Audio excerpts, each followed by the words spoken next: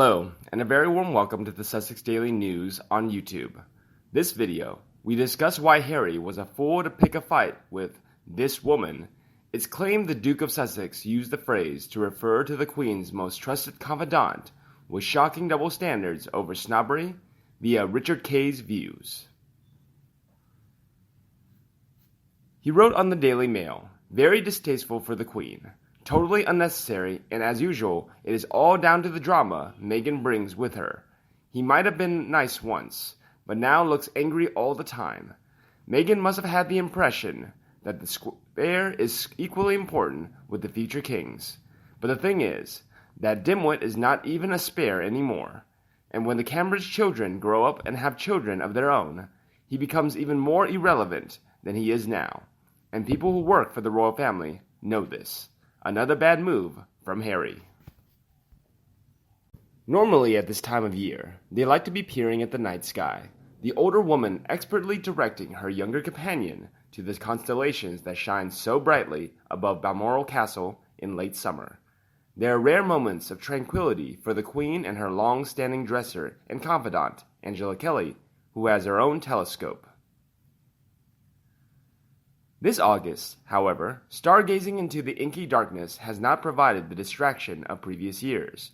Not only has the coronavirus severely disrupted the royal holiday, but the Queen's break has also been overshadowed by the saga of Prince Harry's exit from the royal family, or at least the one-sided version of it provided by the authors of Finding Freedom.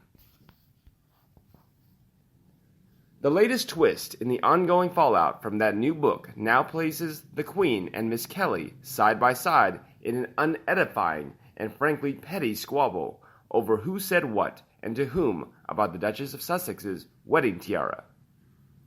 2 days ago, it was reported that Prince Harry had raised his voice with the Queen after a row with Miss Kelly over which tiara Meghan would wear when the couple wed. Harry really doesn't understand women, but especially not his grandmother. She has lived her life in a rather lonely, gilded cage, so she really values people she knows are loyal to the hilt, who cares for her, who she can trust. Now, does that sound like a description of AK-47, or does it sound like Harry? In an interview, Finding Freedom's Omid Scobie claimed that Harry had called his grandmother and said, "I don't know what the hell is going on. This woman needs to make this work for my future wife." 24 hours later, however, a source close to Harry claimed that allegations he had yelled at his 94-year-old grandmother were totally untrue and completely ridiculous, as was the suggestion he had used coarse language. Intriguingly, despite the robustness of the denial which risks denting Scobie's reputation as the Sussex's #1 media cheerleader, it does leave one question about the exchanges unsaid. Did Harry refer to the Queen's closest female aide as "this woman"?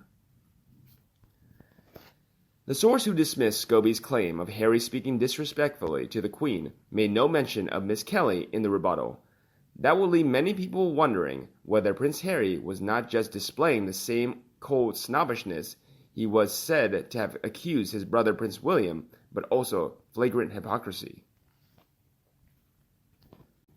For in their book, Scobie and his co-author Carolyn Duran claimed that in the early days of his romance with Meghan, Harry reacted with fury after William cautioned him not to rush things with "this girl." As they put it, in those last two words, "this girl," Harry heard the tone of snobbishness that was anathema to his approach to the world. If this was the trigger which led to the rift between the once so close brothers, how then should we classify Harry's use of the words "this woman" in describing the Queen's gatekeeper? Doesn't it also illustrate a degree of aloof snobbery, looking down on someone, a mere servant, without using their name? Unlike Prince William, Angela Kelly was in no position to defend herself. She may have a reputation for toughness among Palace below-stairs staff. It was they who dubbed her AK-47, an amusing play on her initials and the firepower of the Soviet-era assault rifle. But this time, she could not answer back. It is hard to believe that Harry, who used to have a reputation for being kind and courteous to royal servants, did not know that. He must also be fully aware that both his father, Prince Charles, and mother, Princess Diana, had fiery tempers, which, on occasion, they both lost at times with staff who depended on them for their livelihoods.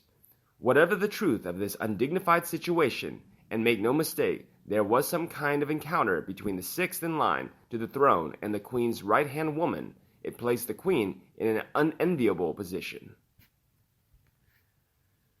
She adores her grandson, but she is also hugely reliant on the divorced daughter of a Liverpool docks crane driver, and she certainly does not approve of family members raising their voices at the people who work for them, often for long hours and low wages, whatever the provocation. While Buckingham Palace has quite rightly remained loftily above the fray, the contretemps does shine a spotlight on the remarkable relationship between our monarch and her closest female domestic aide. It is one which has moved from that of mistress and servant to that of one where they exchange confidences. Over the years, Angela has revolutionized the Queen's wardrobe with vibrant colors and more modern designs. Along the way, it has led to an unbreakable companionship between two very different women, one brought up in a palace and the other one of 6 children raised in a two-up, two-down in the back streets of Liverpool. It has reached a level of trust where Angela has been permitted to write 2 books about the Queen, with a third understood to be on the way. That makes her position inside the hierarchical world of Buckingham Palace almost impregnable, all of which makes stories of the row between Harry and Miss Kelly all the more baffling. This week Angela is, as usual, at the Queen's side in Scotland, having spent most of that lockdown with her at Windsor Castle. These days, she is not just the Queen's senior dresser, but also her dressmaker and curator. During the lockdown, she not only attended to the Queen's clothes, for all those Zoom conferences and TV appearances, but also to her hair. With her regular hairdresser unable to visit, Angela would supervise the Queen's wash and blow-dry. It has been 26 years since Angela arrived at the palace after being invited to apply for a junior post as an assistant dresser. A former driver with the Women's Royal Army Corps, she first met the Queen and apparently hit it off with her, while employed as housekeeper to the British ambassador in Berlin when the embassy hosted a royal visit. Such was her determination to get the palace job that Angela sold her washing machine in order to buy what she thought would be an appropriate outfit for the interview, a crisp, clean blouse with navy spots and a long skirt. It was that attention to detail which would later endear her to the Queen. Yet back then, nobody could have imagined that within a remarkably few years, she would rise to become a figure of major influence in palace life. As she boldly put it in her book, The Other Side of the Coin, I now know that my tendency to be forthright was a breath of fresh air for many of my colleagues, but it took me quite some time to learn the right approach when it came to expressing myself. In the same section, she acknowledges her AK-47 nickname as a compliment. Of the jealousies among other staff that have arisen with her rise, she was quipped, "I don't have any more room for knives in my back." I can imagine Meghan trawling through the internet looking at all the priceless jewels. She must have thought all her Christmases had come at once. It was presumptuous of them to think all the tiaras would be available for the pickings. And Meghan's shadow is, in every sense of the word, a hypocrite on all matters and also a very rude and arrogant snob, no matter how hard he denies it. Might this abruptness been apparent to Prince Harry the day he asked Angela about tiaras for his bride to be ahead of their 2018 wedding? But while both have hair-trigger tempers, even Angela's detractors, and there's any number of them among palace staff, do not believe she would have been deliberately obstructive to the Queen's grandson. For in fact, Angela was following the Queen's orders. She had instructed Angela to provide a selection of tiaras that had been whittled down to 3. According to an intimate source, Harry and Meghan asked about another tiara which was not on the short list. They probably Googled it and thought it was one they would like, says the source. But its provenance was uncertain, and the couple were encouraged to choose one of the three the Queen and Miss Kelly had selected.